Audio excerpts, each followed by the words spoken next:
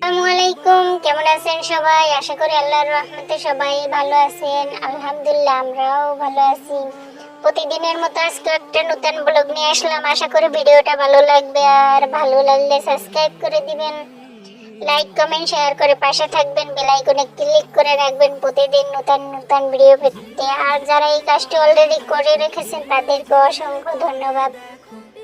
আজকে আমার একটু কাজ বেশি, কারণ আজকে আমরা একটু মার্কেটে যাব, তো ঘরের কাজগুলো তাড়াতাড়ি করে সেরে নিতেছি। এই যে আমার ছেলে বলতেছে সে লুডুস খাবে, তো ঘরে ডিম নেই, তাই আমি ঘরের কাছে চলে আসলাম ডিম নেওয়ার জন্য।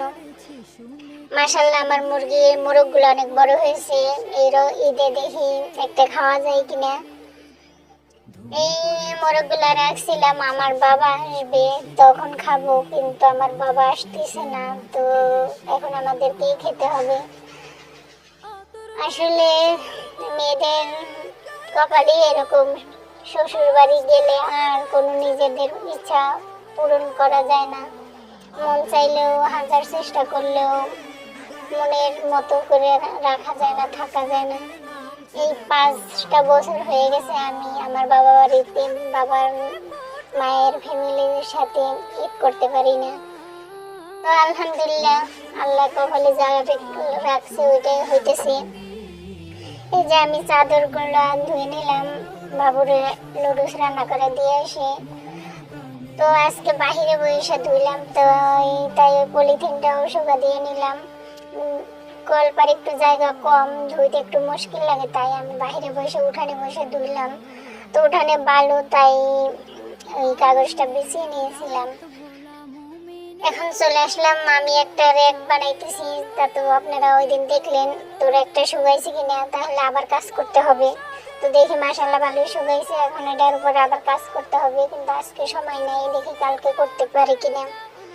এই যে আমি রান্না বান্নাও সেরে নিলাম।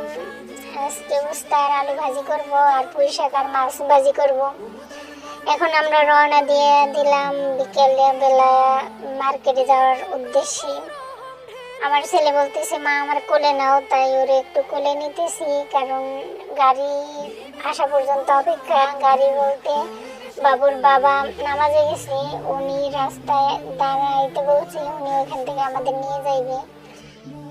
তো মানুষের অনেক, যারা এই ঈদে কিছু কিছু মানুষে এক একজনে 10,000 20,000 টাকার মার্কেট করবে, আর আমরা অল্প টাকার ভিতরে অল্প বাজেট নিয়ে রওনা দিতেছি। দেখি কি কি কিনতে পারি, চেষ্টা করব সবার জন্য কেনার জন্য।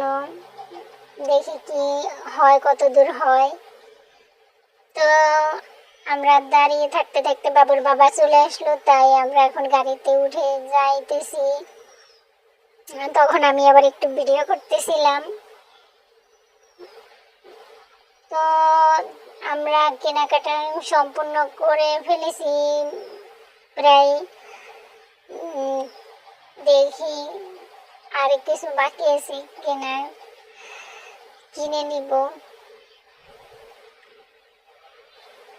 আর কেনাকাটার ভিডিওটা দেখাতে পারলাম না, কারণ ওই সময় ভিডিও করতে পারি নাই, আর আমি তো ভিডিও করতে পারি না আমার হাজব্যান্ড যখন থাকে।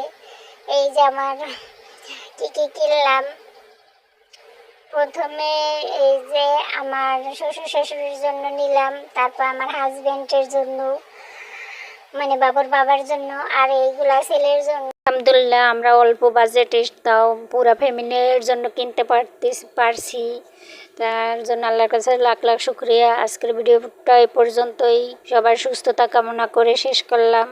সবাই ভালো থাকবেন, আল্লাহ হাফেজ।